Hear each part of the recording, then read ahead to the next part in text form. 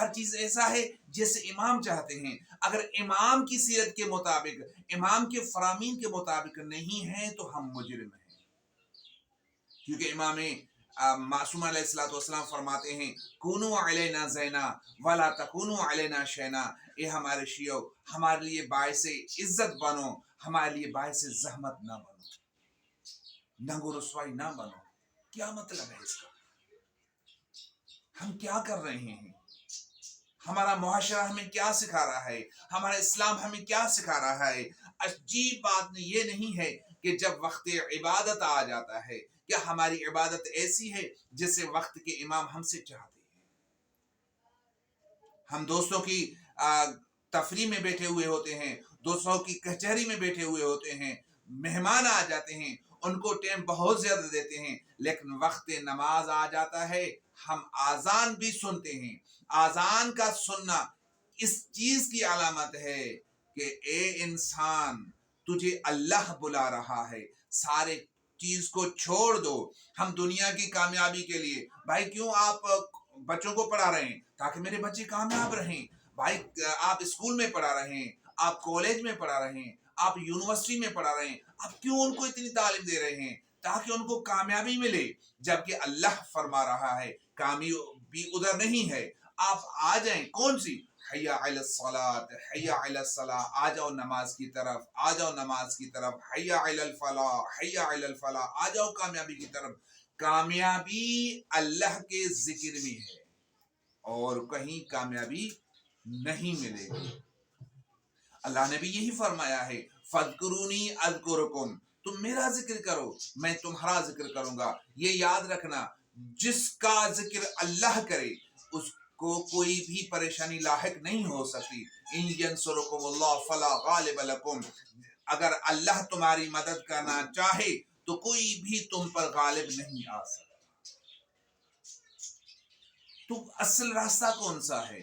ہمیں کیا ہو گیا ہے کہ ہم نے اس راستے کو چھوڑ دیا ہے جو وہاں جاتا ہے، کامیابی کی طرف جاتا ہے، جو وہ بلاتا ہے، ہمیں بار بار بلاتا ہے کہ دن میں 5 بار بلاتا ہے، رات کو آدھی آدھی رات کو وہ یہی کہتا ہے دنیاؤں کے بادشاہوں کے راستے بند ہو گئے، دروازے بند ہو گئے، ریسوں کے دروازے بند ہو گئے، سرداروں کے دروازے بند ہو گئے، تمہارے امیروں کے دروازے بند ہو گئے، لیکن میں وہ اللہ ہوں جس ٹائم بھی آ جاؤ، چاہے آدھی رات کا وقت ہو، چاہے دن ہو، چاہے وقت رات کا کوئی بھی پہلو ہو، آپ میرے پاس آ جاؤ. دنیاؤں کے بادشاہوں کے دروازے تو بند ہو جائیں گے لیکن مجھ اللہ کا راستہ کبھی بند ہونے والا نہیں ہے. ایک مرتبہ میرے دروازے پہ تو آ، دیکھ میں تیرے کس طرح سنتا ہوں، کیونکہ میں جلدی راضی ہونے والا ہوں، میں تمہیں معاف کرنے والا ہوں، میں ہی دعائیں قبول کرنے والا ہوں، میں ہی مناجات قبول کرنے والا ہوں، میں ہی پریشانی دور کرنے والا ہوں. الہی عظم البلا.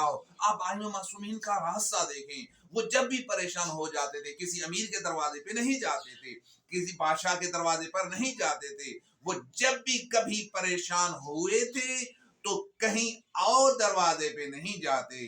اگر کوئی ان کو برا بھلا کہتا، وہ کوئی اور دروازہ نہیں، وہ بدلہ نہیں لیتے تھے، بلکہ اتنا کہتے تھے جا کے مصلی عبادت پر بیٹھ کر اللہ سے راز و نیاز کر کے یہی ارشاد فرماتے تھے پروردگار فلاں بندے نے جو باتیں میرے بارے میں کی ہیں، اگر وہ عیب ہم میں پایا جاتا ہے تو پروردگار ہمیں معاف فرما. اگر وہ عیب ہمارے اندر نہیں پایا جاتا پروردگار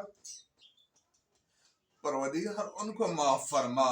یہی اصل راستہ ہے. لیکن ہم نے ائمہ معصومین کا راستہ چھوڑ دیا، ہم نے ایسی ہستیوں کا راستہ چھوڑ دیا جنہوں نے دین اسلام پر بہت ساری قربانیاں دی ہیں، جنہوں نے ہمیں سمجھانے کے لیے بہت ساری قربانیاں دی ہیں. کبھی ہم نے یہ نہیں دیکھا کہ کربلا میں کیا ہوا تھا. ہمیں سمجھانے کے لیے کتنی تکالیف دیکھی گئی. امام حسین نے کتنی تکالیف دیکھی ہے، آل رسول نے کتنی تکالیف دیکھی ہے. کیوں دیکھی ہے؟